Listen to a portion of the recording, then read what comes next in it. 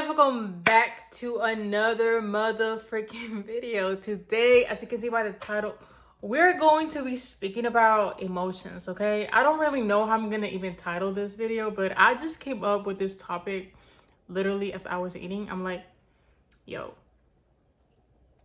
emotions, right? Like, before you fully tune into this video, go all the way down to my first video so you are aware of what my channel is about. And let's just get us straight into it, okay? So basically, if you're an empath, you can relate to this, right? If you're an empath, you can feel things intensely. If you are a person who you read energy, you notice, you're very self-aware, right? Honestly, I actually spoke to this on my TikTok. Like, I feel like air signs, y'all, have a better chance navigating this earthly realm than water signs. Because one thing about y'all think logical. Like, y'all are not really into like y'all's feelings. It's like I met most of the guys I met were air signs, and they were like on the go, action, this and that. Me, I'm like, I need to tend to my emotions. If I get triggered, I need to tend to that trigger. I need to tend to my emotions. I'll be on the go and I'll be taking actions after I tend to those emotions, right?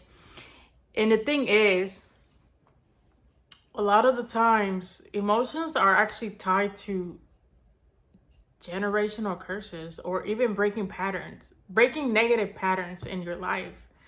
It's all about feeling. A lot of people, like I've said before, are disconnected from God because they are disconnected from themselves. And when you're disconnected from yourself, you're basically running from yourself, right? A lot of the sinful actions or addictions, mainly addictions that surface up for people, of course, there is a root cause of the addiction, but you're running from yourself. And the root, when you tend to the root of the cause of why you're doing whatever you're doing that is going against yourself, and in that way you're also going against God, is because you're not feeling something. You have this childhood trauma, you have this unforgiveness, you have this emotion. It's emotion, it's a feeling that you're running from, that you're not facing yourself. That's literally what triggers are about. Your soul came here to evolve. The lessons that you learn are through your experiences, but also through you feeling the emotions, feeling the triggers, facing yourself, right? Like I've spoken on my experience on one of my videos. The reason why I used to smoke is because that's how I felt like dealing with my social anxiety. It was making me comfortable. It was making me feel more open because I did not want to face being seen, perceived, and feeling that uncomfortable feeling. So being high soothed myself for a moment, and then it backfired. That's usually how it happens. With addictions, it will soothe you for a moment, and then later on it will have consequences. It will backfire. But it's all due to emotions.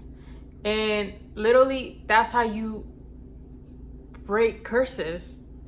For example, some of y'all might not even aware that you are an empath and you are set apart in your family to feel all those triggers and emotions. So it's more weight on you and more responsibility.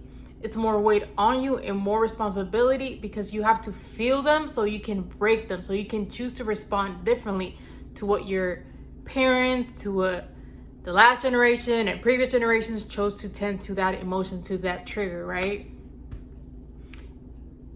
Every action first is from an emotion.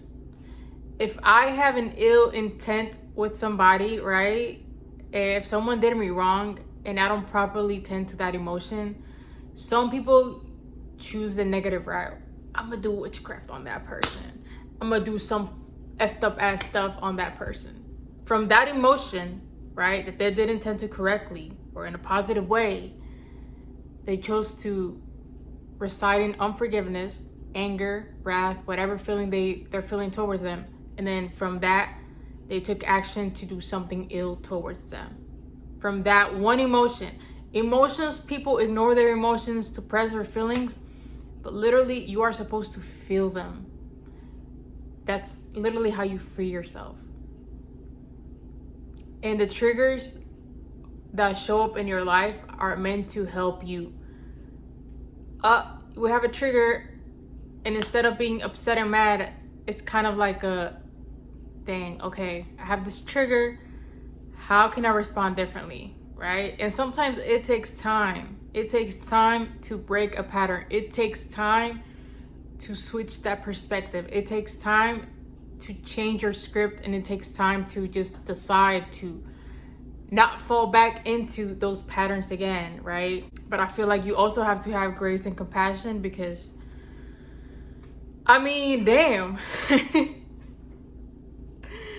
There are lessons in my life that I had learned, like from maybe 2 experiences. I'm like, I'm done with this. I'm not repeating this again.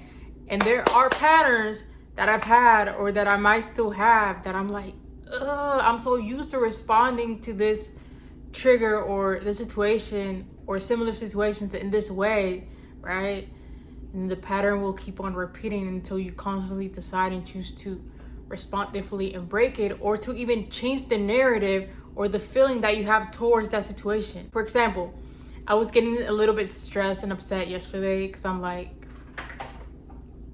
due to me working on some things, and then my ego was like, my ego was literally setting a deadline for myself. Like I had just started to make some changes to my routine and how I work around things, and then my ego got in the way, and it was like, your time is limited, you need to be in a rush, you need to hurry. Like, I'm also trying to heal my masculine energy within myself. That means bringing the ideas into reality. And toxic masculinity is sometimes being on the go and being more ego driven about it instead of being more grounded. Like, a lot of masculines, a lot of guys out there, everyone carries masculine feminine energy, but it's like toxic masculinity is being on like overdrive mode, right? And being more ego led, and being like rush and being like go, feelings, emotions, can't tend to them. I need to get it now, right? So I was getting stressed. I was about to, like, I was feeling angry. I started to feel angry. Then my friend was calling me on the phone for whatever.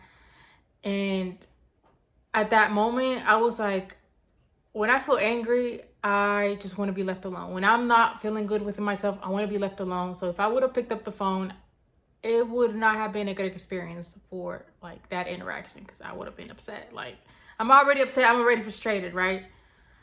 So during that moment, it's like choosing to respond even to that differently, and being like, okay, if anything, some people, when they're angry, for example, in that situation that I'm telling you, like,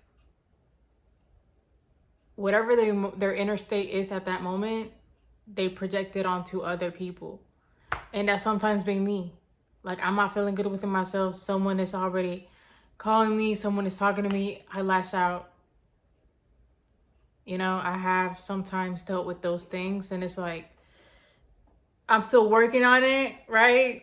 But everything has a root cause, and 9 times out of 10 is due to your emotions, y'all. I believe that when people speak on like getting rid of your ego, it's not about getting rid of your ego. It's about knowing how to manage your ego, because your ego can be used for good. Your ego has to do with self-respect. It has to do with boundaries, right?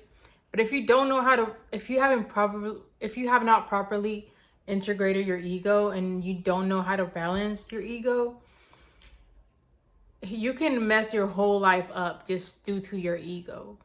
If everything around you is a reflection of your inner state and how you feel, right? And you attract things based on how you feel, because based on how you feel is how you're taking actions. Based on how you feel is how you are acting and behaving throughout your day. And what you do throughout your day literally makes up your reality, and it makes up sometimes even your whole future, right? So tend to your emotions, y'all. So literally, I made this to remind y'all and to self-reflect on the topic of how emotions is energy, emotions is everything. As a person who has always felt so much in my life, 9 times out of 10, I'm aware that some things have just been a result of how I felt during that a moment, a day, a week. Like, you need to really recognize and be aware of how you feel. So yeah, y'all. If you don't know what practices to do, I've spoken on journaling, write them down. Like, if your mind is, you're overthinking, write whatever word is coming up in your mind and just write it down. 5 minutes, 10 minutes a day to tend to those emotions. What has recently helped me though, for now, because like I said, I'm even working on it myself. What has recently helped me so far is noticing the trigger, and then when I'm journaling is very important. When I'm journaling, my thoughts down or anything that happened, at the end of the day, or like whatever it is that's still lingering in my mind, write down the trigger, right? Or write down in your notes whenever you feel triggered, right? Because from that one trigger that is happening, sometimes people let that one trigger ruin their whole day. So write down the trigger as soon as you feel it, right? Maybe you don't have to self-reflect completely on that until maybe the end of the day, like however much time you have, but like write down the trigger and notice it. This is something that I cannot forget to tend to, and this is how it made me feel. And yeah, do that. Emotions are everything. You should not feel, you should express them. That's the most empowering thing you can do for my guys. Express your emotions, feel your emotions, express your emotions, right? Don't think that you have to be in this freaking I can't tend to them, like I have to be on the go. Like, no. You're not only saving yourself, you're saving the rest of the people that you come across as well. But anyways, that was a little rant, a little reminder for y'all. Reflect on that, and I'll see you guys on my next video.